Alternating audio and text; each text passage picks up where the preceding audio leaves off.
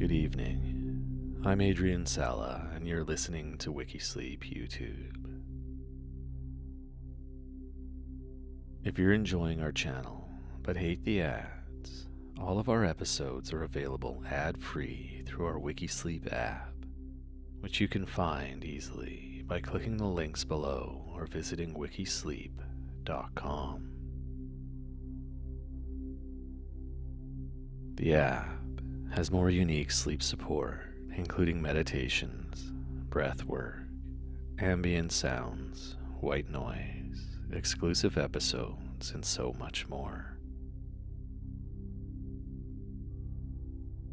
It's available entirely ad-free, and you can download it for free by visiting wikisleep.com. There's a free trial to give it a test drive to see if it's the right fit for you, and then it's only an investment of $1.50 a week for better sleep. It's a quick, simple, and inexpensive way to invest in your sleep hygiene and sleep health.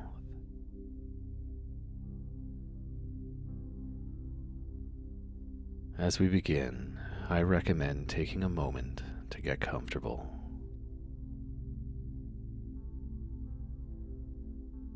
Then take a few long, deep breaths and settle in for this calm, interesting, but quiet story. And one last note, no need to smash that like button. You can simply, gently, sleepily click it and subscribe. And don't forget while you're doing that to add notifications as well so you never miss an episode. Thank you, and I wish you a happy, restful sleep in whatever way works best for you.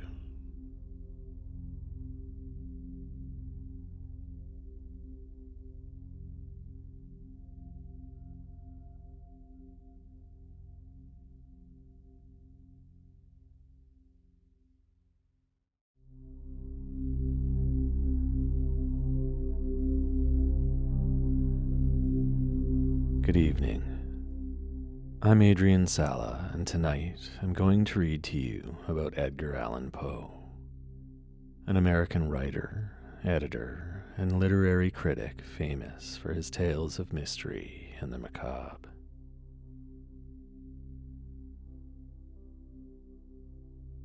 Poe was one of the first American authors to live off writing alone, but his chosen vocation brought him much peril.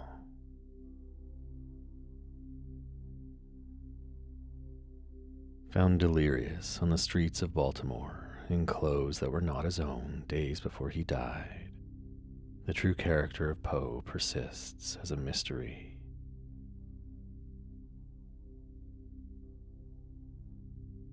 Was he really a drunken, rambling madman, or was he the victim of a posthumous smear campaign by a literary rival?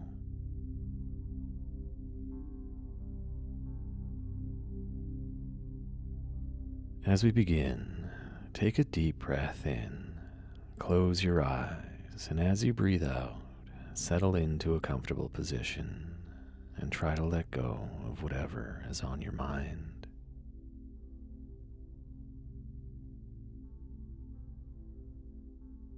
Breathe in and out slowly and naturally, and simply focus on my voice and the story, and let yourself sink in.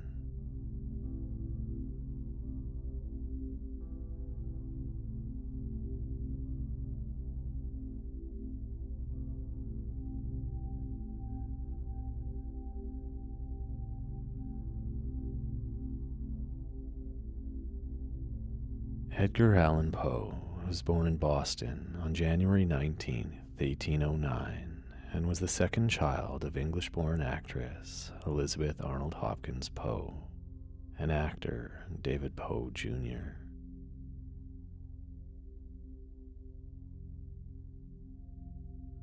He had an elder brother named William and a younger sister named Rosalie.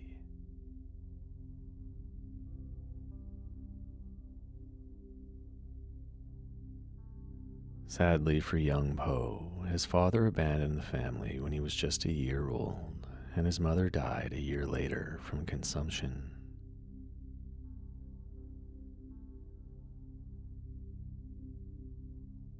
An infant, Poe was taken into the home of John Allan, a successful, if dubious, merchant in Richmond, Virginia.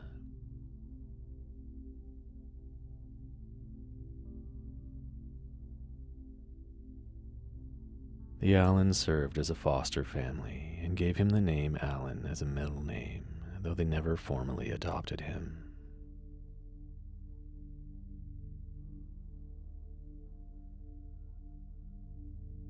John Allan alternately spoiled and aggressively disciplined his foster son.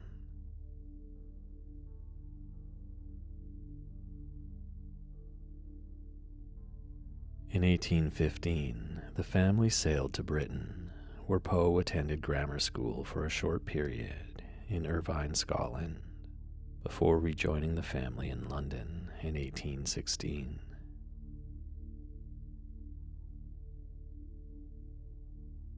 There, he studied at a boarding school in Chelsea until the summer of 1817, before attending the Reverend John Bransbury's Manor House School at Stoke Newington, then a suburb 6 kilometers north of London.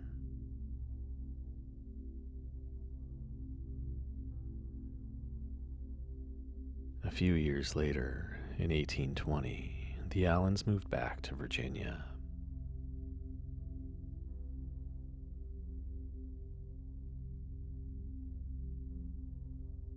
In March of 1825, John Allan's uncle and business benefactor, William Galt, died.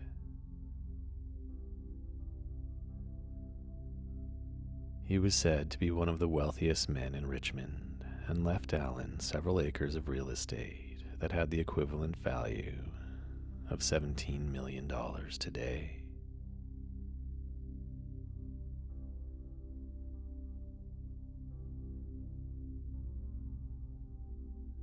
John Allan celebrated his expansive wealth by purchasing a 2-story brick home named Moldavia.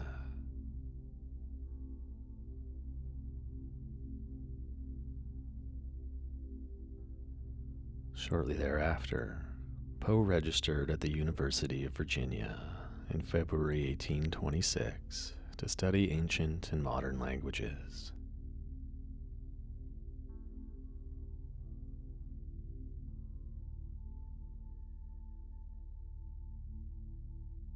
The university was in its infancy, established on the ideals of its founder, Thomas Jefferson.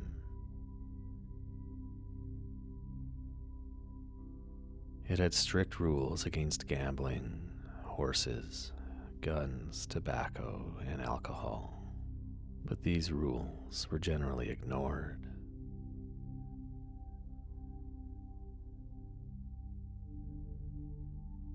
Jefferson had also enacted a system of student self-government, allowing students to choose their own studies, make their own arrangements for boarding, and report all wrongdoing to the faculty.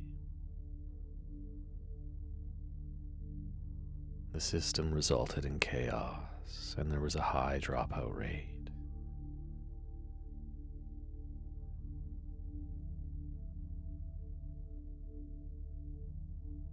During his time there, Poe became estranged from his foster father, and as his personal gambling debts increased, he made claims that he hadn't been given sufficient money to register for classes, purchase texts, or procure and furnish a dormitory.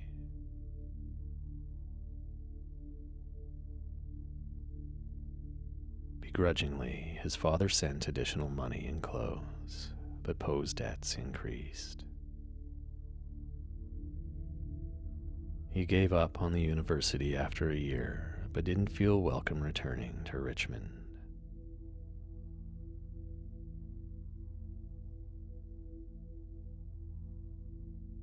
Instead of returning home, he traveled to Boston and tried to sustain himself with odd jobs as a clerk and newspaper writer. But, unable to support himself, he soon enlisted in the United States Army using the name Edgar A. Perry. He claimed that he was 22 years old, though he was just 18.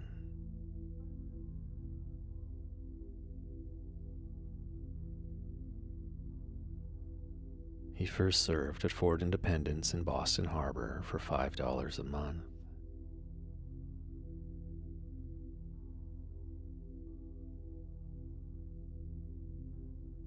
That same year, he released his first book, a 40-page collection of poetry titled Tamerlane and Other Poems, attributed with the byline, by a Bostonian.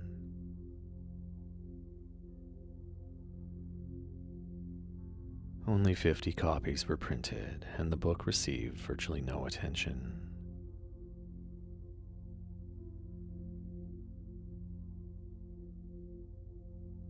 Poe's regiment was posted to Fort Moultrie in Charleston, South Carolina, and they traveled there on the brig Waltham on November 8, 1827. He was promoted to artificer, an enlisted tradesman who prepared shells for artillery, and his monthly pay doubled.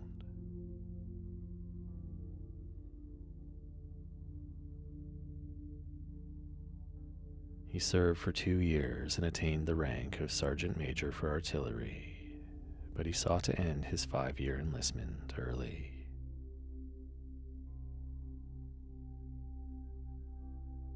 He revealed his real name and his circumstances to his commanding officer, Lieutenant Howard.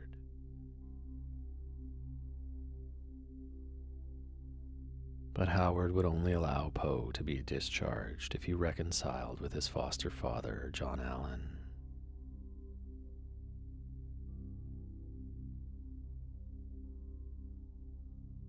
Poe wrote letters to his father, but he was unsympathetic, and several months passed with his pleas ignored.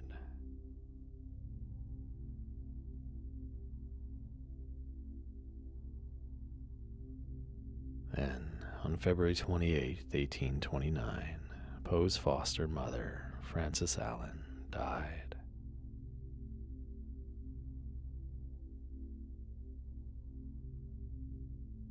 Perhaps softened by his wife's death, John Allan agreed to support Poe's attempt to be discharged in order to receive an appointment to the United States Military Academy at West Point.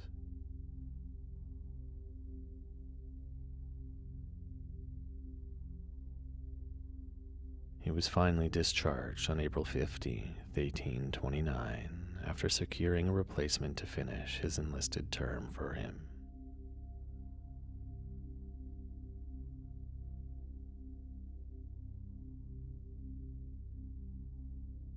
Before entering West Point, Poe moved back to Baltimore for a time to stay with his widowed aunt, Maria Clem, her daughter Virginia, his brother Henry, and his grandmother, Elizabeth Cairns Poe.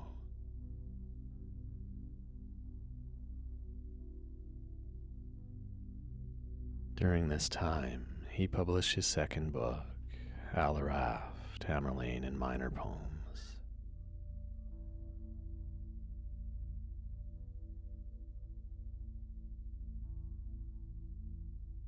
On July 1st, he traveled to West Point and matriculated as a cadet.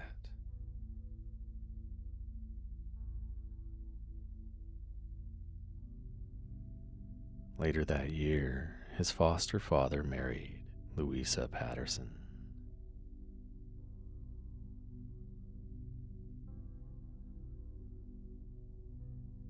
The marriage and bitter quarrels with Poe eventually led John Allan finally to officially disown his foster son.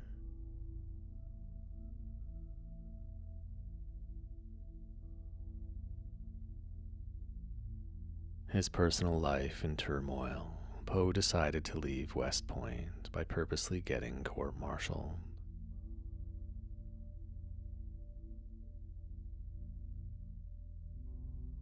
On February 8, 1831, he was tried for gross neglect of duty and disobedience of orders for refusing to attend formations, classes, or church.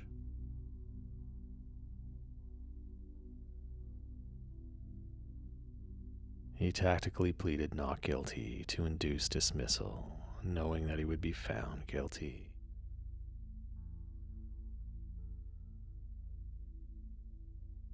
He then left for New York in February 1831 and released a third volume of poems, simply titled Poems.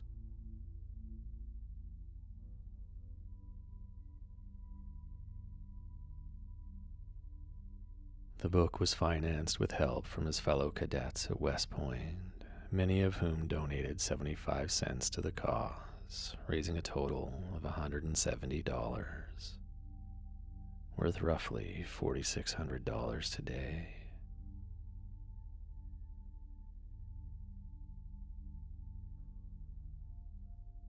It was printed by Ellen Bliss of New York, labeled as second edition, and included a section reading to the U.S. Corps of Cadets. This volume is respectfully dedicated.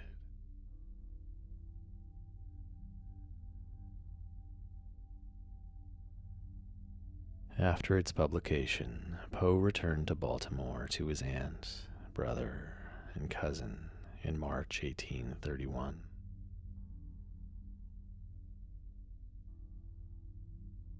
His elder brother Henry had been in ill health, in part due to problems with alcoholism, and he died on August 1st of that year.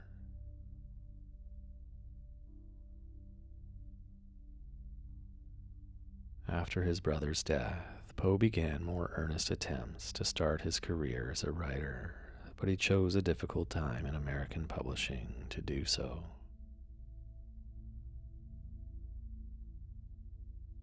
He was one of the first Americans to live by writing alone and was hampered by the lack of an international copyright law.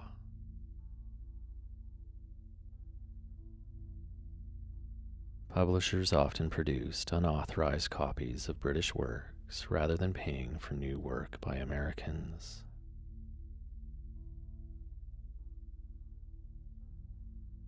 There was a booming growth in American periodicals around this time, fueled in part by new technology, but many didn't last beyond a few issues.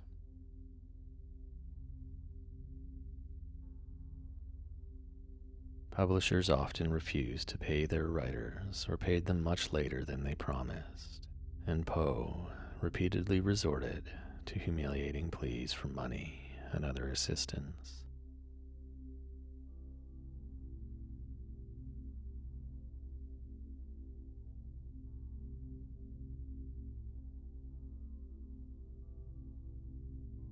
After his early attempts at poetry, he turned his attention to prose and placed a few stories with a Philadelphia publication and began to work on his only drama, Politian.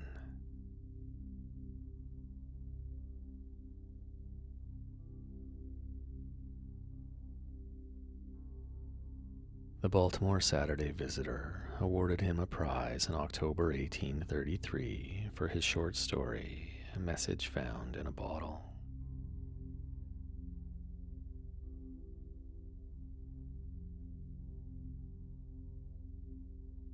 The story brought him to the attention of John P. Kennedy, a Baltimorean of considerable means.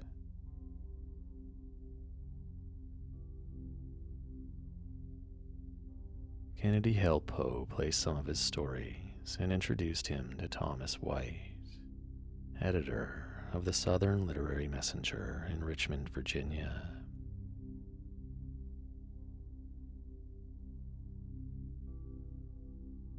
Poe became assistant editor of the periodical in August, but White discharged him within a few weeks for being drunk on the job.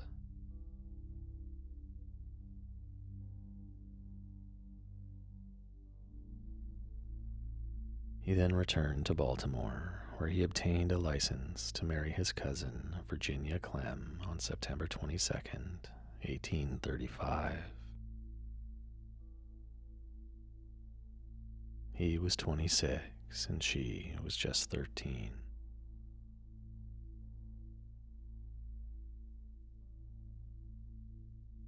Poe was reinstated by White after promising good behavior, and he went back to Richmond with Virginia and her mother.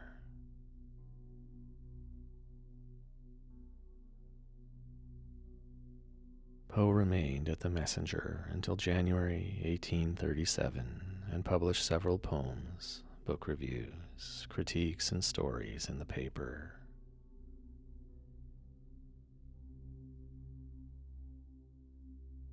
In 1838, the narrative of Arthur Gordon Pym of Nantucket was published and widely reviewed.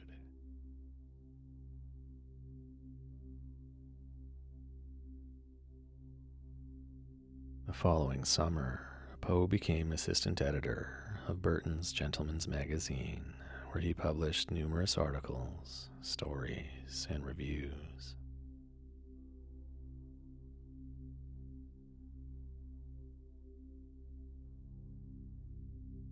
That same year, Tales of the Grotesque and Arabesque was published in 2 volumes, though Poe made little money from it, and it received mixed reviews.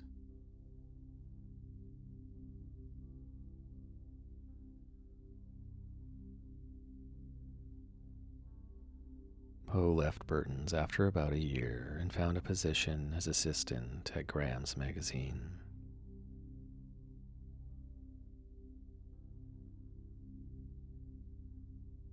Around this time, he attempted to secure a position within the administration of President Tyler, claiming that he was a member of the Whig Party. He hoped to be appointed to the Custom House in Philadelphia, with help from President Tyler's son Robert, an acquaintance of Poe's friend, Frederick Thomas.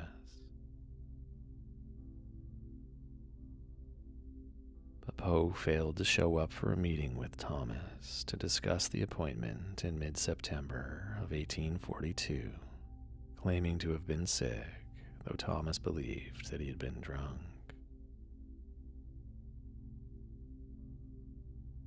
And though he had been promised an appointment, Poe never received it.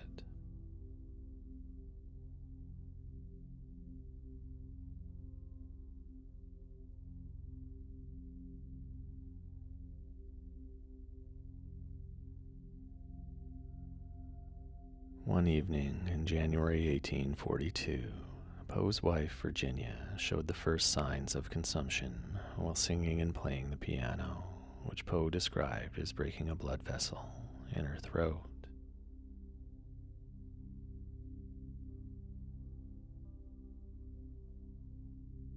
She partially recovered, but Poe began to drink more heavily under the stress of her illness.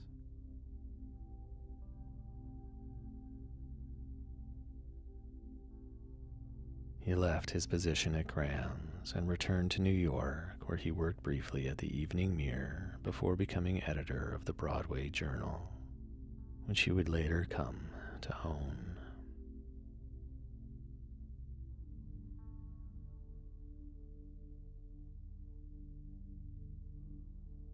In New York, he alienated himself from other writers by publicly accusing Henry Wadsworth Longfellow of plagiarism.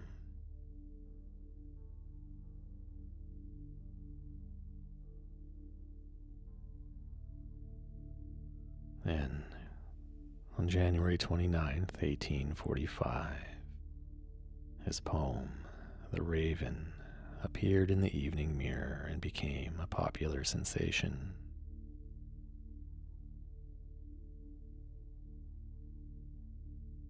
It made Poe a household name almost instantly, though he was paid only $9 for its publication.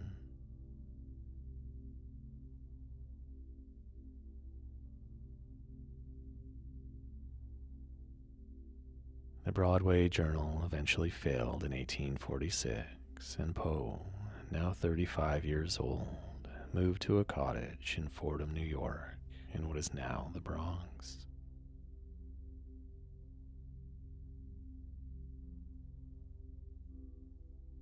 Sadly, his wife Virginia died at the cottage on January 30th, 1847.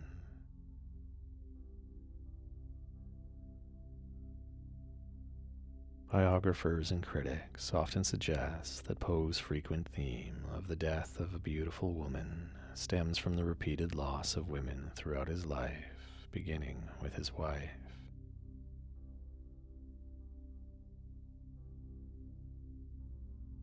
He was increasingly unstable after her death. At one point, he began to court poet Sarah Helen Whitman, but their engagement failed, purportedly because of Poe's drinking and erratic behavior.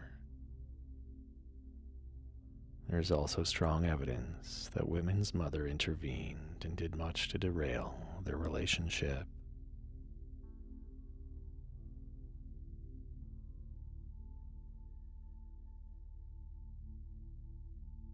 Poe then returned to Richmond and resumed a relationship with his childhood sweetheart, Sarah Elmira Royster.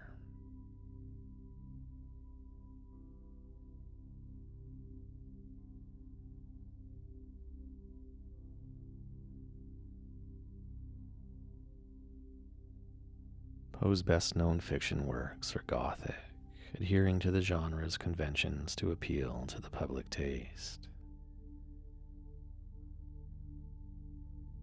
His most recurring themes deal with questions of death, including its physical signs, the effects of decomposition, concerns of premature burial, the reanimation of the dead, and mourning.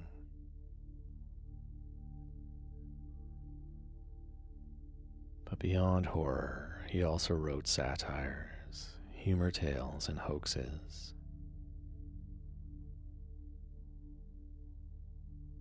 For comic effect, he used irony and ludicrous extravagance, often in an attempt to liberate the reader from cultural conformity.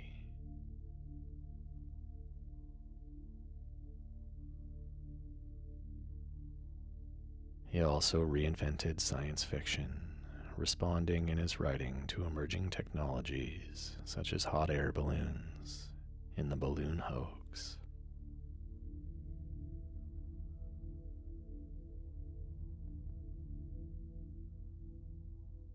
Poe's writing reflects his literary theories, which he presented in his criticism and also in essays such as The Poetic Principle.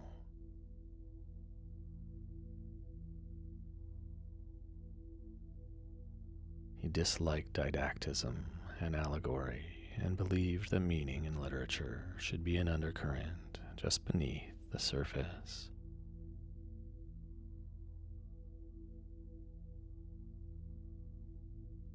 Works with obvious meanings, he wrote, cease to be art.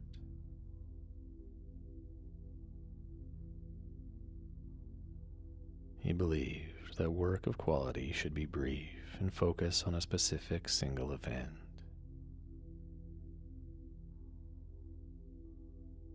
To that end, he believed that the writer should carefully calculate every sentiment and idea.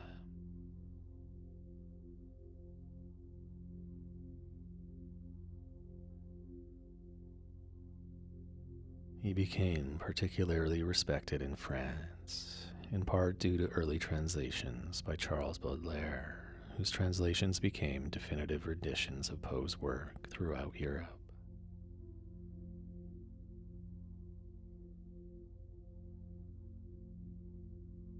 In his early detective fiction tales featuring C. Auguste Dupin, laid the groundwork for future detectives in literature.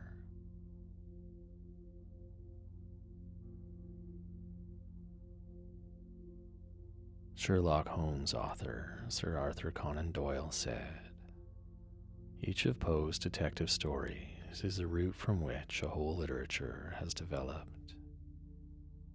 Where was the detective story until Poe breathed the breath of life into it?"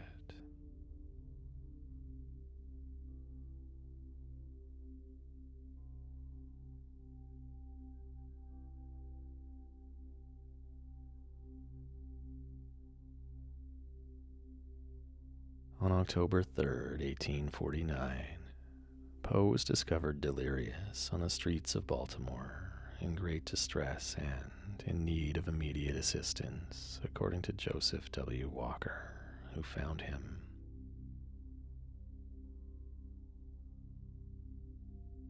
He was taken to the Washington Medical College.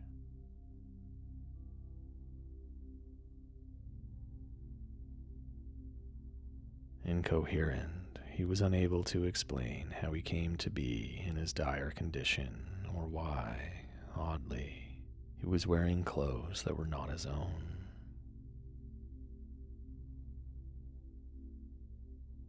He is said to have repeatedly called out the name Reynolds on the night before his death, though it is unclear to whom he was referring.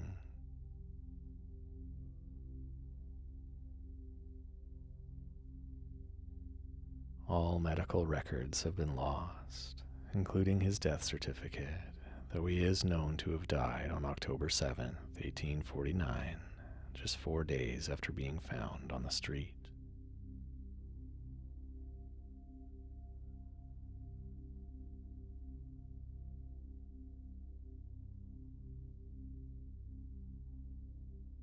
Newspapers at the time reported Poe's death as congestion of the brain or cerebral inflammation, common euphemisms for death from disreputable causes such as alcoholism. But the actual case remains a mystery.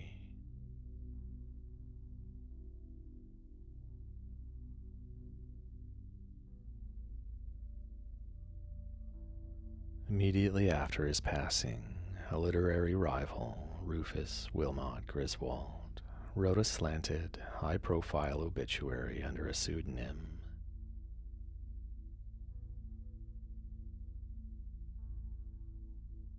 Filled with falsehoods that cast Poe as a lunatic and a madman, unvalidated claims that still pervade descriptions of Poe today.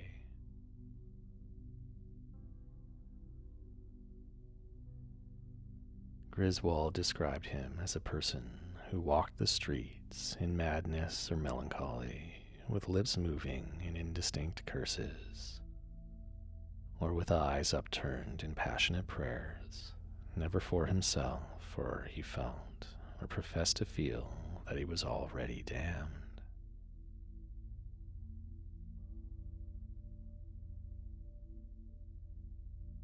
The obituary appeared in the New York Tribune, signed Ludwig, on the day that Poe was buried.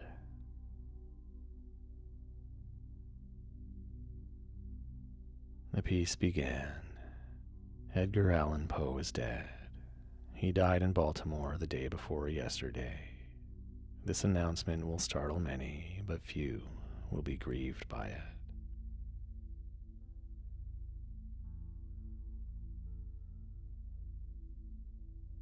Ludwig was soon identified as Griswold, an editor, critic, and anthologist who had borne a grudge against Poe since 1842.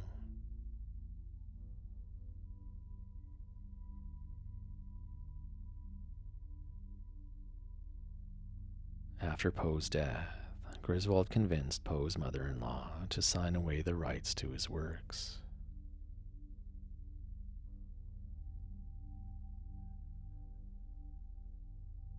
He went on to publish the collected works attached with his own fabricated biography of Poe and invented stories of his drunkenness, immorality, and instability.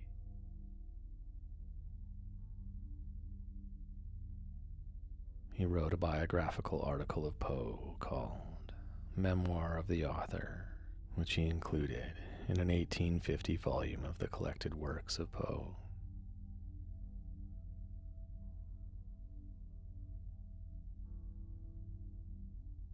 In it, he continued to depict Poe as a depraved, drunken, drug-addled madman, and included Poe's letters as evidence, but many of his claims were either lies or distorted half-truths.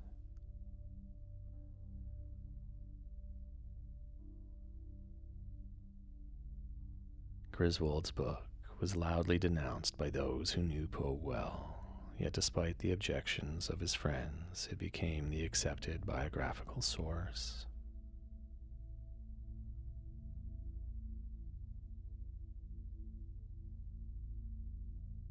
This was in part because it was the only full biography available at the time and was widely reprinted, and in part because readers thrilled at the thought of reading works by an evil man.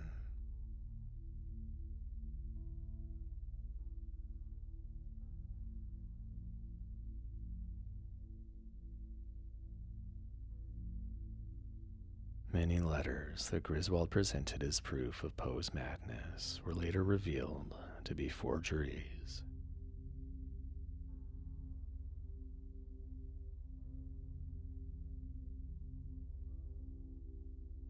The resulting impact of Griswold's vendetta against Poe is that even today, most view him as a dark, drunken madman, obsessed by the macabre, unstable, and undignified.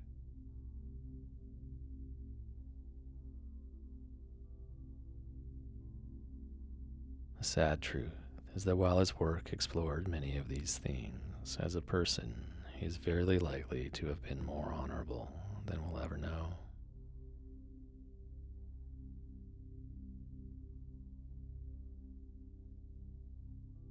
His reputation and legacy remain the result of a jealous contemporary who inflicted a smear campaign that has lasted over 170 years.